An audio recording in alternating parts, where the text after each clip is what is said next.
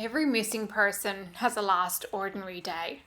A day when no one knows their life is about to change. They make a phone call, buy fuel, wave to a neighbour, lock the front door, and off they go, expecting to come back home. John Moran had one of those days. No one realised it would be the last time the people who loved him would see him ever again. This is Vanished West, a podcast exploring the stories of people who disappeared across Western Australia. Each episode examines the lives they left behind, the investigations that followed, and the questions that remain unanswered. Vanished West is independently researched and produced by me. If you'd like to help keep the podcast going, you can support it by following the episodes where you're listening or through Buy Me a Coffee. The link is in the episode description. The first thing I noticed when I opened the coroner's report wasn't how John disappeared. It was where he came from, South Dublin, which is where I'm from. John and I grew up in different generations, of course, and in different versions of Ireland, but we both ended up making the same journey to live in Western Australia. It's a long way from home. When you grow up in Ireland, Western Australia almost feels impossible to imagine. The distances don't make sense at first. You can drive for hours and hours and still be in the same state. The sky seems bigger, the roads stretch further and further. Everything feels just that little bit different. John made the journey in 1974. He left Ireland behind and built a life here in Western Australia. Over the years, he turned his hand to all sorts of work. He was a gardener, a postman, a pest controller, a taxi driver, and later he worked as a hospital orderly. Like lots of migrants, John simply got on with building a life. In 1983, he married Christine Blight and became a stepfather to her 6-year-old daughter, Julie. His faith was also an important part of who he was. John had been raised in a Catholic family, but after settling in Western Australia, he became involved with evangelical and Pentecostal churches. Friends described him as a deeply spiritual man whose faith remained a constant throughout much of his life. Reading through the early parts of John's life, nothing feels unusual. He worked, he married, he made friends, he built a home. If you'd met him back then, there's nothing to suggest his story would one day become the subject of a coronial inquest. For a long time, John Moran was simply living his life, like the rest of us. Life rarely changes overnight. More often, it happens one piece at a time. For John, one of those moments came in 1989. While working as an orderly in Northam Hospital, he was injured on the job. The injury brought his working life to an unexpected end, and he eventually began receiving a disability pension. I think retirement is something we often look forward to. People dream about having more time, travelling, taking life at a slower pace. But when retirement isn't your choice, it can feel very different. For a lot of people, work is more than just a paycheck. It's a routine, it's purpose, it's seeing familiar faces every day. It's feeling needed. When that suddenly is taken away from you, it can leave a gap that's difficult to fill in. Over the years, the people closest to John began noticing changes. Christine later described him as becoming increasingly impulsive. He was more impatient, his moods became unpredictable, and he was prone to angry verbal outbursts. She also noticed he had become very protective of his stepdaughter. Eventually, the strain on their marriage became too much. In 2002, Christine moved to York to be closer to Julie, and 2 years later, the couple divorced. Despite that, they stayed in touch and occasionally caught up socially. Their marriage had ended, but they hadn't stopped caring about one another. John first moved to Beverley before settling into a caravan at the Swan Valley Tourist Park. Around this time, another important person entered the story. Peter Kennedy had met John years earlier at a prayer meeting in Tujay. The two men became close friends, attending church together and supporting one another through life's ups and downs. Even when John's behaviour became more unpredictable, Peter never distanced himself. He simply remained a friend. Then in October 2004, Police found John sitting alone in his car at Scarborough Beach. He appeared confused and was taken to hospital. Doctors carried out a series of assessments before transferring him to the Swan Elderly Mental Health Services. During his admission, John spoke openly about his faith. He described speaking in tongues as part of his Pentecostal beliefs, and importantly, he denied having any thoughts of suicide. After several days, he was discharged with follow-up care arranged.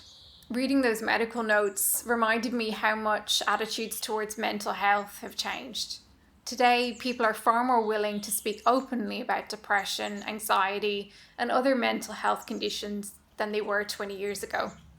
Even so, many people still struggle in silence, particularly men, and particularly older men, and particularly those who grew up believing that asking for help was a sign they should simply push through. I don't know whether John ever felt that way. What I do know is that the people around him were trying to help.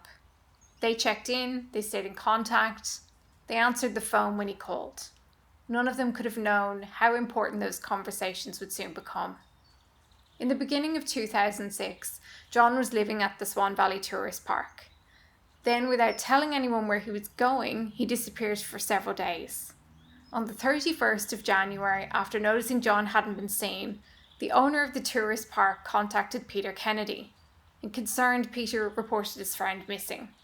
6 days later, on the 6th of February, police found John sitting quietly in his car outside Midland Police Station. He'd apparently been there for several hours. After checking his details, officers realised he had been reported missing and contacted Peter. Peter drove straight to the police station before taking John to the emergency department at the Swan District Hospital. Doctors examined him and found he was fully oriented, he was coherent, wasn't displaying any signs of psychosis, and there was no need to admit him to the hospital. Before leaving, John agreed to a follow-up visit from the Swan Elderly Mental Health Service, which was arranged for the 17th of February. Peter naturally wanted to know where his friend had been. John told him he'd spent the previous 6 days driving through regional Western Australia. Brookton, Wongan Hills, Hayden, Norseman. Those places are hundreds of kilometres apart. I've done plenty of driving around Western Australia over the years, and one thing I've learned is that the road can give you two completely different experiences. Sometimes it's freedom. You put the music on, roll the windows down, and forget about everything for a while. Other times, the longer you drive, the more time you're left alone with your thoughts. I don't know which of these journeys John was having, maybe neither, maybe both. Only he knew why he'd chosen those roads. Peter made sure John returned safely to the caravan that evening. The next day, he even rang the tourist park to check on him. John was back. For a moment, life seemed to have settled down again. But sometime after the 6th of February, John got back into his car. This time he drove east. It would be the last journey anyone could piece together. By now, Perth was a long way behind John. The suburbs had given way to farmland. The farmland had become open stretches of the wheat belt. Then roads where another car might not pass for several hours. Somewhere along that journey, on the 11th of February 2006, John picked up a phone and called SGIO. SGIO is an insurance company. He'd hit a kangaroo. His car had been damaged and he wanted to begin an insurance claim. He didn't say exactly where he was, only that he'd been involved in an accident. The following day, his journey came to another stop.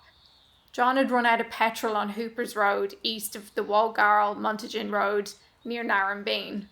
A local farmer noticed the stranded car and contacted Senior Constable David Muncher, concerned that the elderly driver might need assistance. Senior Constable Muncher drove out to meet him. Rather than leaving John to sort things out on his own, he arranged for the car to be towed into Montagan and organised for him to stay the night at the local hotel until fuel could be bought the following morning. During their conversation, John explained that he was travelling to Menzies by the back roads. The officer later said nothing about John's behaviour suggested he was in immediate danger or in need of further assistance. The next morning, the senior constable checked police records and noticed an alert asking officers to contact Peter Kennedy if they came across John. By chance, he already knew Peter from his years working in Perth, so he picked up the phone and Peter explained that John sometimes left without telling anyone where he was going and that he'd experienced mental health problems in the past. Concerned, the officer rang the Montagen Hotel. John had unfortunately already left. Later that day, John contacted SGIO again. He explained he was taking the car to Kalgoorlie for a repair quote. The quote was prepared the following day, and by the 17th of February, the repairs had been approved. Everything suggests John spent at least some time in Kalgoorlie while those arrangements were being made. Then on the 19th of February, there was another phone call. John told SGIO he couldn't wait any longer for the repairs. He decided to drive home instead. Along the way, he suffered a punctured tyre, lost control, and ended up on an embankment. And the car wouldn't start. Calling from a public phone at Menzies police station, he arranged for the damaged vehicle to be recovered. When the tow truck driver arrived, John's car was sitting beside the highway, unlocked. The keys were still in the ignition, but John wasn't there. The vehicle was towed back to Kalgoorlie. John continued on without it. Nobody knows exactly how. Nobody knows where he went next.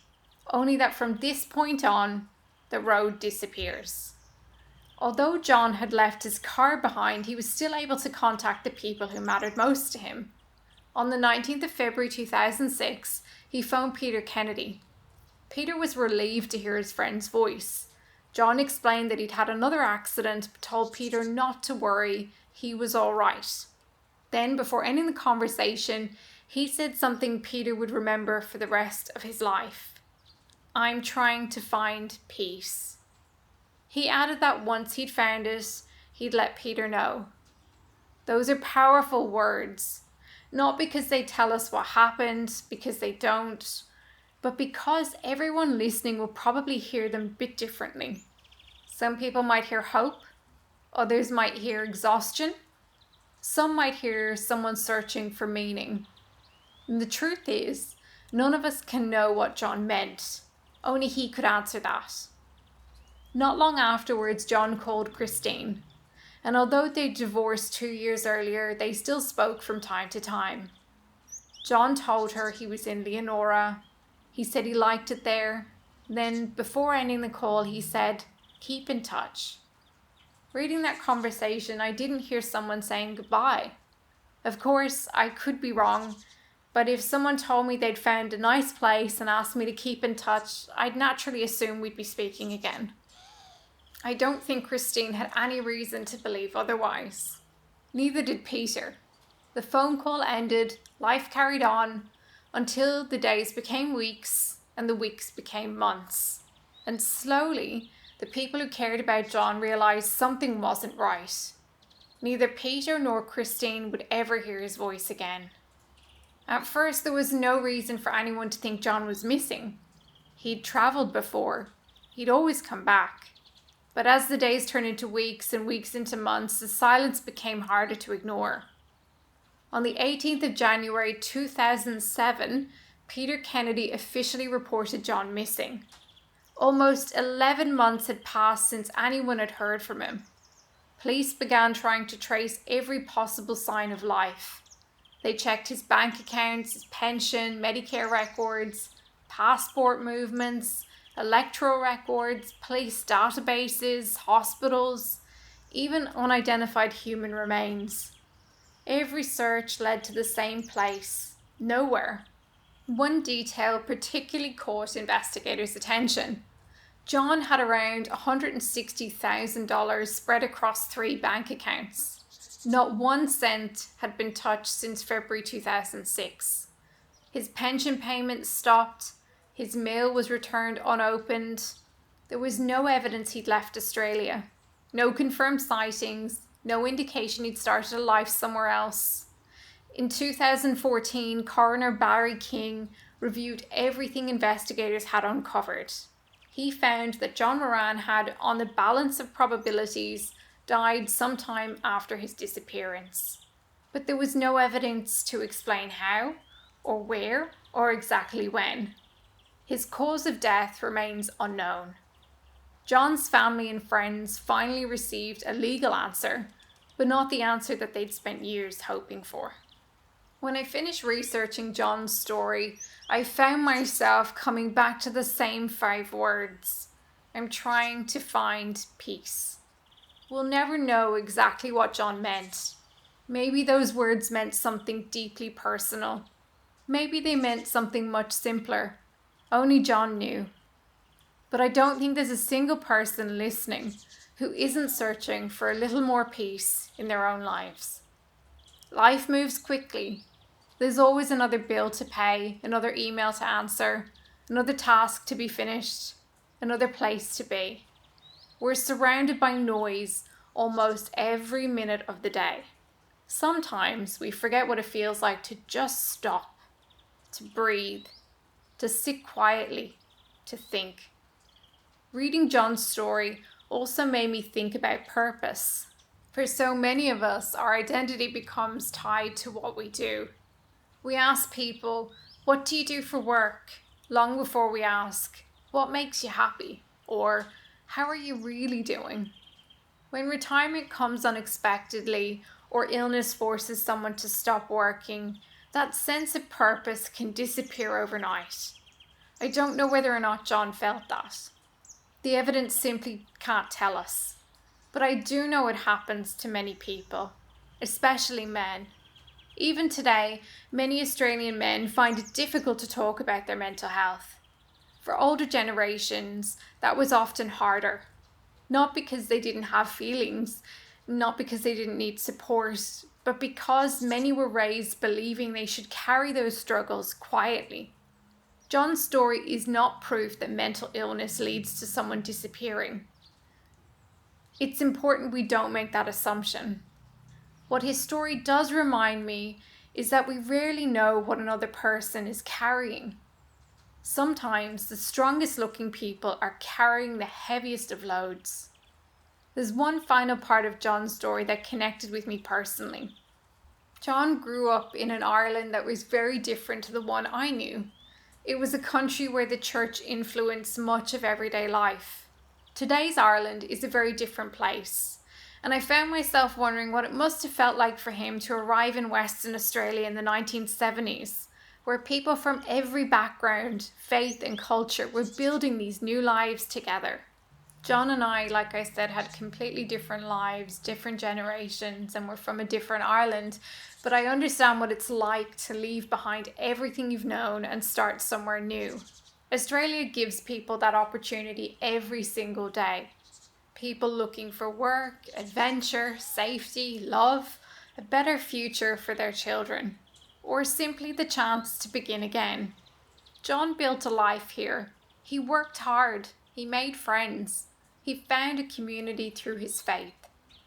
And somewhere along the way, he found himself travelling east across Western Australia, looking for something only he truly understood. I don't know whether John ever found the peace he was looking for. I hope he did. Because nearly 20 years later, the people who loved him are still searching for theirs. Until next time, stay kind, stay curious, and never forget those who vanished from the West.